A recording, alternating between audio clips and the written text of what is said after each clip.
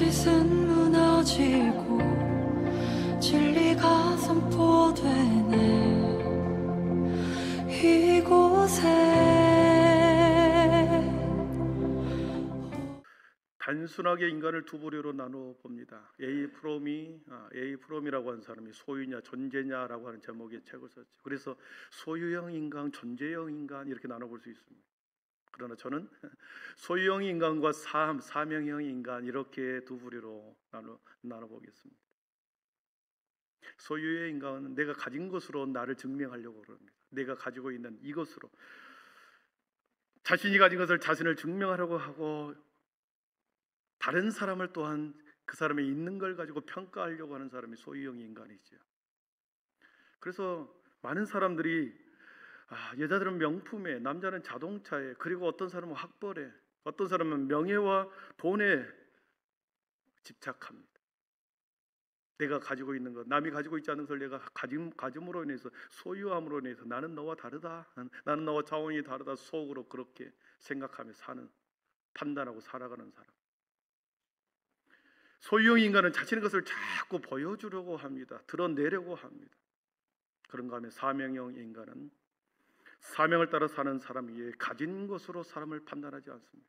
있는 것으로, 소유한 것으로 자신을 과시하거나 타인을 판단하지 않는다는 거죠. 사랑하는 성도 여러분, 교회에 와서도 다른 사람의 있는 것을 부러워하는 사람이 있어요.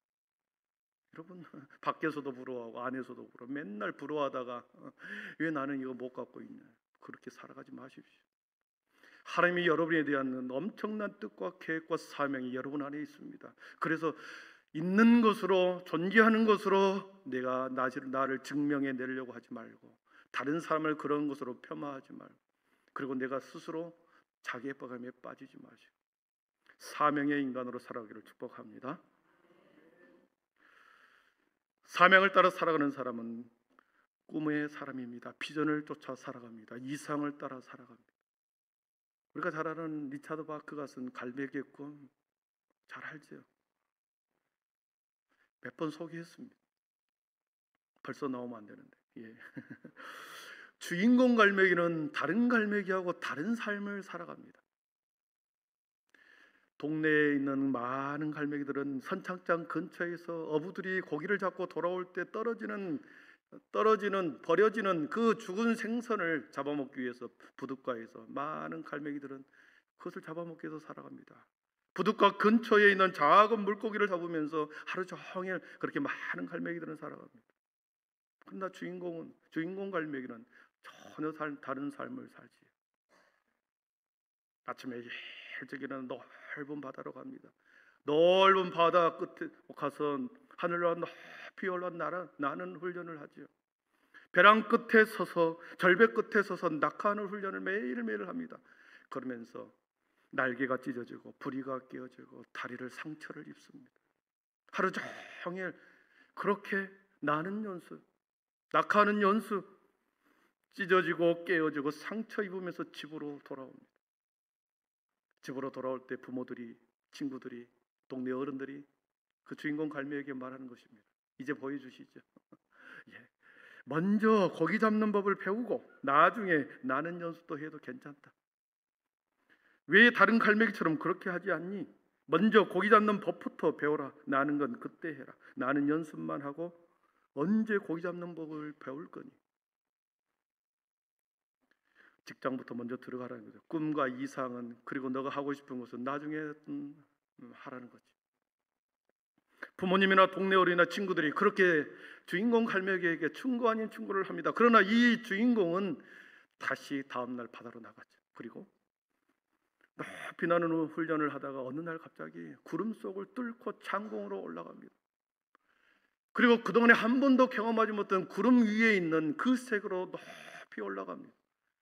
그리고 그곳에서 전혀 다른 세상이 펼쳐지는 것을 봅니다. 자신의 발 앞에, 자신의 눈앞에 뭉게구름이 쫙 깔려있고 푸른 창공은 영롱한 빛을 띠는 한 번도 경험하지 못한 그런 세상을 바라봅니다.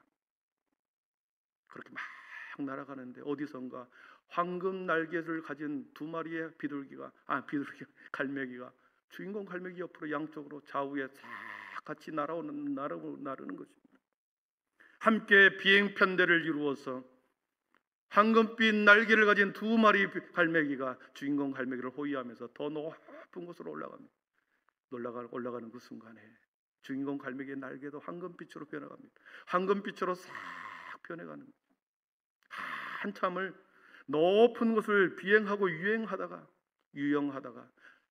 밤이 되어 고향으로 내려옵니다. 집으로 다시 돌아옵니다. 수많은 갈매기들이 황금빛으로 변한 주인공의 날개를 보면서 모두 다 부러워하죠. 이 소설의 주인공 리차드 바크가 하고자 하는 말은 뭐겠습니다.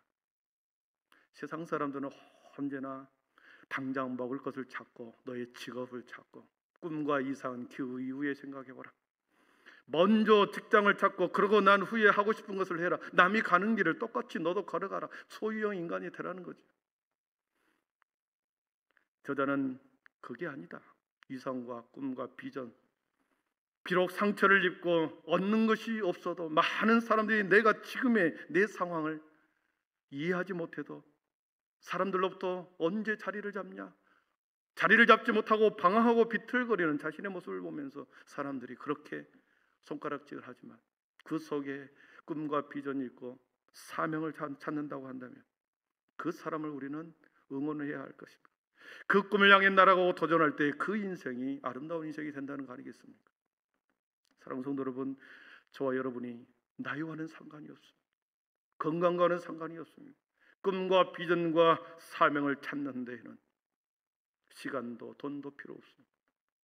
하늘이 열리면, 말씀 가운데 하나님 말씀이 열리면 하나님은 우리에게 주신 그 꿈과 비전이 남이 이해하지 못하는 것으로 우리는 받게 될 줄 믿습니다. 오늘 말씀해 보니까 밀레도에서 고별 설교를 하는 바울 사도가 등장합니다. 바울 사도가 그런 사람이었습니다. 바울 사도는 당대의 최고의 학벌을 가진 사람입니다. 지적 능력이 뛰어난 사람이었습니다. 열정과 열심과 추진력이 있는 사람이었습니다. 최고의 학벌과 추진력과 그리고 뛰어난 직접 능력을 가지고 그가 세상 가운데 소유형 인간으로 충분히 살아갈 수 있었겠죠. 주어지는 자리에서, 그리고 보장된 미래를 가지고 그렇게 살아갈 수 있었을 것이나 오늘 말씀 22절을 보니까 보라 나는 성령에 매여서 예루살렘으로 간다. 성령에 매인 사람이 되어버립니다. 평생 성령에 붙들려 하나님의 손에 붙잡혀서 복음의 사역을 감당하는 사명자가 되어버립니다. 매여 있으면 도망갈 수가 없습니다. 묶여 있으면 자유함이 없는 것처럼 보입니다. 사명자는 그런 것입니다. 사명에 매여 있으면, 사명에 붙들려 있으면 그 일을 반드시 이루어야 하기 때문에 떠나갈 수가 없는 것입니다.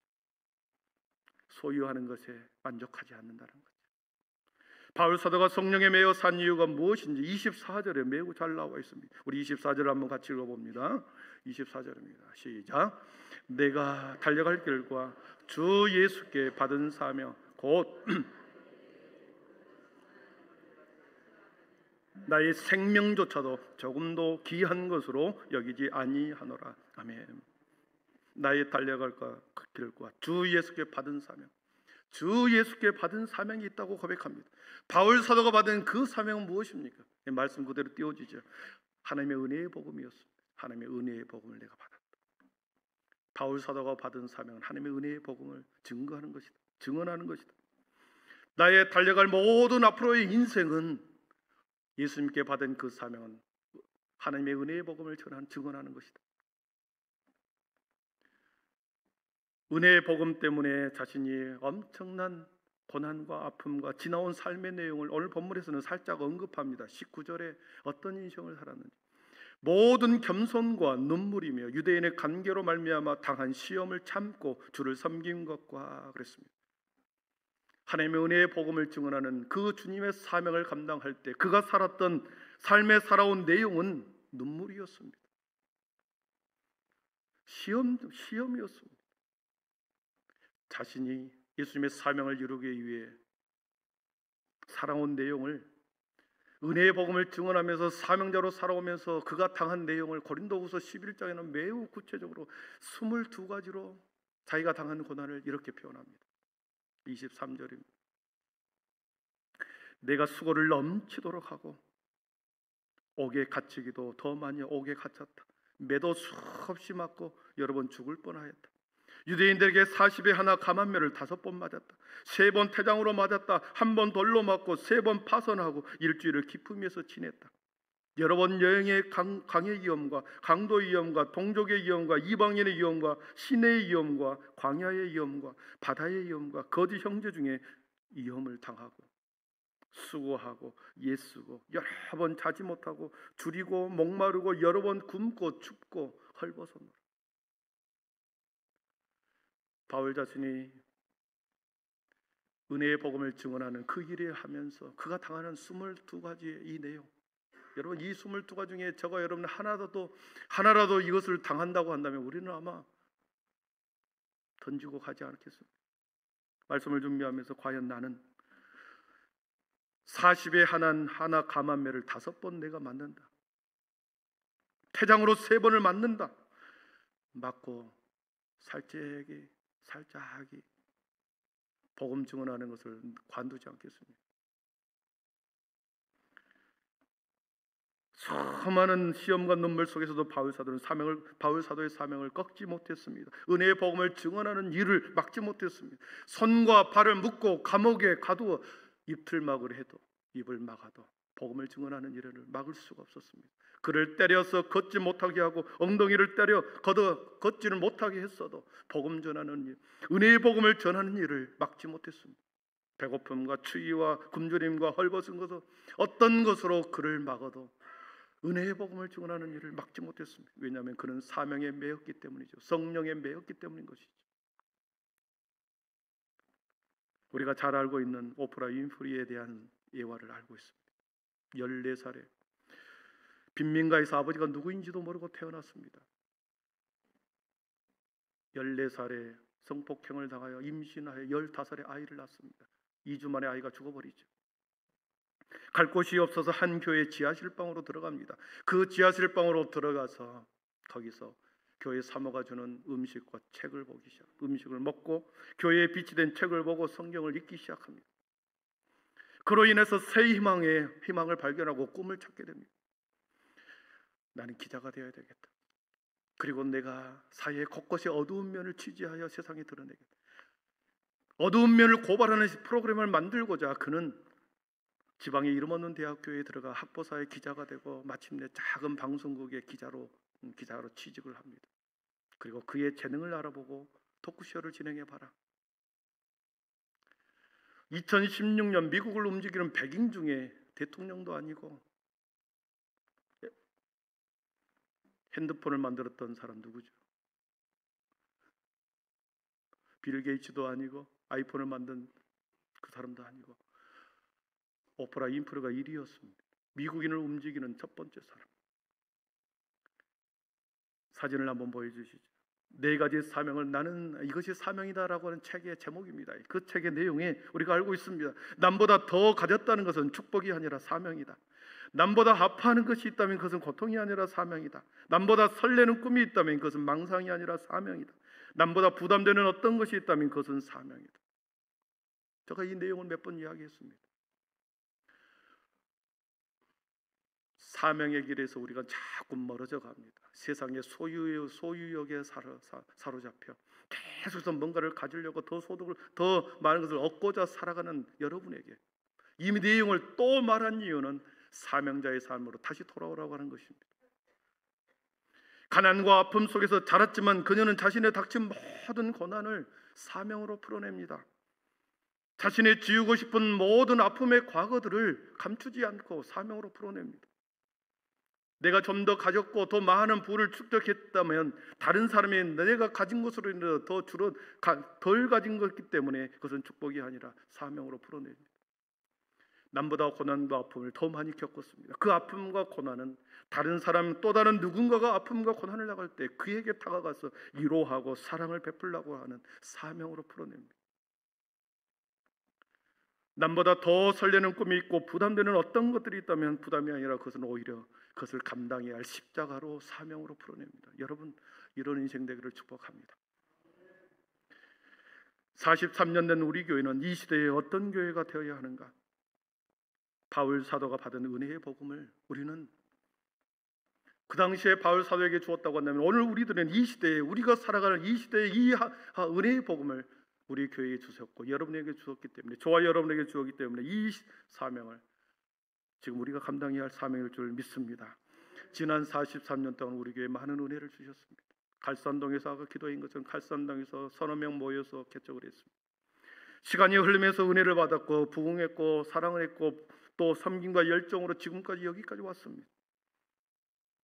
이러한 주님의 하나님의 은혜의 복음이 우리 안에 머물러서는 안 되고 더 높이 더 멀리 그리고 더 많은 사람들에게 이 은혜의 복음을 계속 흘러보내야 할 사명이 저와 여러분에게 있는 줄 믿습니다. 사명에 붙잡힐 때 비로소 생명을 위해서 살아갑니다. 여러분 세상 사람은 죽음을 법적으로 의학적으로는 맥박과 호흡이 정지했을 때 죽었다고 말합니다. 뇌사가 머리에 아무것도 판단 능력이 없는 뇌사자라 할지라도 맥박과 호흡이 뛰고 있는 한 살아있는 것입니다. 우리는 3주 동안 세 분의 분을 소천해서 올려보냈습니다. 맥박과 호흡이 정지하는 그 순간에 우리의 생명은 끝납니다. 그러나 성경은 죽음을 뭐라고 말하는가? 사명의 완수라 말합니다. 사명의 완수라. 더 이상 하나님의 일을 감당할 수 없을 때 하나님이 불러간다는 거죠. 이 땅에서 더 이상 하나님의 사명을 이룰 수 없을 때 하나님께서는 그의 생명을 거두어간다. 그래서 사명을 다하면 우리는 한 줌의 흙으로 돌아가고 죽음의 강을 건너가야 되는 거죠. 한 사람도 예외 없습니다. 반대로 생명이 있다는 것은 이루어야 할 사명이 있다는 것입니다. 나이가 많든 적든 생명이 있다는 것은 환자든 아니든 침상에서 누워있든 아니든 살아있는 한 사명이 있다는 거죠. 교회는 수많은 생명들이 끊임없이 자라나고 들어와야 합니다. 교회가 우리만의 호화 여객선처럼 우리 안에서 여기서 즐기고 만족하고 우리끼리 희낙낙거리고 여기서 구경하고 놀고 우리가 헌금한 거 우리가 그냥 다 먹어버리고 우리가 마음대로 해버리고 호화 여객선처럼 즐기는 그런 교회가 돼서는 안 됩니다. 끊임없이 생명을 품어내고 사람을 낚는 어선과 같이 냄새나고 그리고 피 튀기는 냄새 수많은 생명을 살려내는데 분주함으로 옷에는 모든 비린내가 나고 손에는 투박하게 짠 물이 들어있고 그렇게 우리 교회가 되어야 합니다. 여기저기에서 계속 기도의 소리가 흘러나와야 합니다. 다른 사람을 품고 자신의 영혼의 가족을 품고 눈물로 기도하는 기도의 사람이 있어야 합니다. 그 기도를 통하여 믿도의 생명의 토양을 닦아내는 거죠. 기도로 우리는 생명의 영적인 토양을 닦는 것입니다. 교회에서 구역마다 시간마다 사람들이 모여서 기도함으로 영적인 토양을 갖고 나간 것입니다. 모든 사역의 원동적인 기도에 있습니다. 그래서 기도의 밑거름이 있을 때 충만한 기도의 물거름이 있을 때 그 위에 생명은 거기에서 싹트고 자라나게 되는 것이죠. 그래서 기도는 생명을 잉태하는 것이다. 기도는 생명을 잉태하는 것이고 복음을 전하는 것은 생명을 낳는 것이다. 그래서 기도와 전도가 하나님의 사명을 이루는 두 바퀴의 수레라고 하는 거죠. 한 바퀴는 기도로, 한 바퀴는 복음을 전함으로. 바울 사도가 성령에 매이고 하나님께 매이게 된 근본 이유가 무엇인가? 28절에 그렇게 말씀합니다. 28절 읽고 말씀을 정리하겠습니다. 28절입니다. 같이 읽습니다. 여러분은 자기를 위하여 또는 온 양떼를 위하여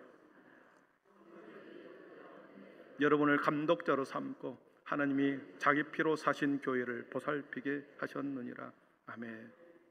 바울 사도가 성령에 매인 이유는 자기 피로 사신 교회 때문이었습니다. 하나님께서 자신의 아들을 십자가에 못 박혀 죽이고 그 피로 세운 교회, 자기 피로 사신 교회, 하나님이 자신의 아들을 못 박아 죽이고 그것에 교회를 세운 그것에 교회를 세우셨습니다.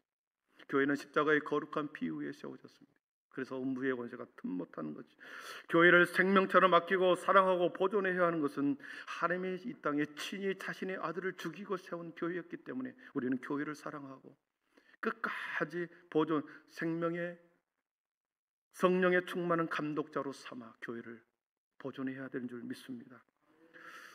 43년 된 우리 교회가 진리의 기둥과 터요 하나님께서 자기 피로 사신 교회가 우리 교회인 줄 믿습니다. 음부의 권세도 틈 못하노로 우리는 지켜내야 하고, 주님이 오실 때까지 우리 교회가 생명으로 계속해서 충만하게 우리가 전해야 할 사명이 저와 여러분에게 있는 줄 믿습니다. 말씀을 정리합니다. 43년 동안 우리 교회는 바울 사도가 고백했던 것처럼 예수께 받은 사명, 하나님이 자기 피로 사신 교회, 그리고 우리에게 은혜의 복음을 우리 교회 안에 43년 동안 담아두셨습니다. 주의 핏값으로 사신 교회에 대한 많은 성도들의 땀과 수고와 눈물이 43년 동안 우리 교회 안에 구석구석 배어 있습니다. 우리 교회 가장 귀한 보배는 누군가? 물론 주님 빼고 바로 성도, 저는 여러분인 줄 믿습니다. 성도 한 사람 한 사람이 하나님 보시기에 가장 존귀한 보배로운 자입니다. 한빛교회 부임하기 전에 저와 아내는 오랫동안 기도했다고 그랬습니다. 하나님, 장차 하나님이 교회를 주실 텐데 어디로 보내실 것입니까? 장차 만날 사람, 언젠가는 하나님께서 성도들을 만나게 하셔서 하나님의 교회를 세우실 텐데 하나님이 어디로 보내실지는 알 수는 없으나 지금 저희는 기도하겠습니다. 얼굴도 모르고 이름도 모르고 어떤 형편에 있는지 알지 못하지만 그들을 위해서 지금 여기서 우리 두 사람은 기도하겠습니다. 그 누군가가 성도 중에 심각한 질병의 문제로 인하여 눈물로 밤을 새우고 있다면 하나님, 그 영혼에 찾아가서 긍휼을 베풀어 주십시오. 우리는 기도했습니다. 자녀의 결혼과 취업과 학업과 건강과 여러 가지 문제 때문에 기도하는 그런 가정이 있다고 하나님, 길을 열어 주십시오. 여러분을 만나기 전에 이미 몇 년 전부터 저희는 그렇게 기도했습니다. 그렇게 작정 기도했고 때가 되어 하나님께서 저를 한빛교회로 보냈고 제가 기도한 그 성도가 여러분이었습니다. 언젠가 한번 간증했잖아요. 바로 여러분이 제가 기도했던 사람들입니다. 부임한 후에 교회의 역사를 들어보니 2011년 제가 4월 12일 날 부천노예에서 목사 안수를 받았습니다. 2011년 4월 12일 목사 안수 받는 날이 제가 부천노에서 목사를 받고 있는 그때 여러분은 이곳에서 30주년 기념주의를 보내고 있었더라고요. 놀랍지 않습니까? 여기서 여러분은 우리가 지금 43주년을 하고 있지만 30주년을 기쁘게 감사로 한빛교회 창립 기념주일에 예배를 드리고 있었더라고요. 그때 저는 부천노에서 안수를 받았습니다. 놀라운 섭리 아닙니까? 하나님이 그런 교회를 보내주었기 때문에 믿음과 확신이 있습니다. 흔들지 못할 것이다. 이 교회를 주님이 사랑하는 교회구나. 흔들지 못할 것이다. 분명한 믿음이 있었습니다. 그래서 저는 이제 우리가 교회 성도들에게 3월 12일 날부터 밤기도를 하자. 4월 12일 날 우리 교회가 창립 기념주일을 보낼 텐데 성도들이 너무 아파하고 너무나도 힘들어하는 가정들이 너무 많아서 우리 밤마다 기도하십시오. 차량 운행 하나 할 것입니다. 그냥 걸어오십시오. 한 달 동안 우리는 밤새워 우리가 기도했습니다. 7시 반부터 10시까지 교회에서 자는 사람도 있고 열심히 부르짖고 기도했습니다. 힘들었지만 성도들이 40-50명이 왔습니다. 밤마다 부르짖고 기도했습니다. 밤에 부르짖고 기도하면서 행복한 시간을 보냈고 우리에게 새로운 꿈을 주었습니다. 이 수년 내에 부흥하게 하옵소서. 이 1년의 제목 주제가 그냥 나온 것이 아니었습니다. 부흥이라고 하는 이 단어 때문에 부담감을 가질지 모르겠습니다. 사람의 숫자나 돈의 물질의 헌금에 많은 것을 사람들이 생각할지 모르겠습니다. 그게 아닙니다. 부흥이라고 하는 것은 내 자신의 먼저 영혼이 살아나는 것을 말한다 그랬습니다. 메말라 버렸습니다. 마른 뼈와 같이 되어버렸습니다. 신앙생활하는 것에 아무런 감흥이 없습니다. 이것이 신앙생활인가? 이것을 생명을 살 만한 믿음이 내 속에 있는가? 그래서 먼저 내 자신이 살아나자는 것이었습니다. 성령으로 다시 살아, 성령의 불로 다시 뜨거워지죠. 그리고 우리 가정들이 뿔뿔이 흩어져 버렸어요. 자녀들이 부모의 말을 듣지 않고 어느 순간에 자녀들이 우리의 틈 속에서 다 빠져나가 세상 가운데서 헤매고 있습니다. 그래서 우리 가정이 먼저 하나 되죠. 내 자신이 먼저 성령 안에서 다시 회복되고 우리 가정이 회복되고 그러면 당연히 교회가 영적으로 부흥될 줄 믿는다. 영적인 부흥을 의미한 것이었습니다. 바울 사도의 사명을 이어받아 은혜의 복음을 전하는 우리 교회, 저와 여러분 되기를 축복합니다. 하나님께서는 자기 피로 사신 교회를 우리들에게 맡기셨습니다. 저와 여러분에게 맡기셨습니다. 교회를 교회되게 하고 예배를 예배되게 하고 신자가 신자되게 하고 복음이 복음되게 해야 할 그 사명이 저와 여러분에게 있는 줄 믿습니다. 때를 얻든지 못 얻든지 우리가 날마다 나의 영혼을 살피고 사명자의 자리에서 사명의 인생을 사시고 생명을 전하는 은혜의 복음을 전하는 그 사명에 우리 함께 달려가기를 축원합니다. 기도하겠습니다.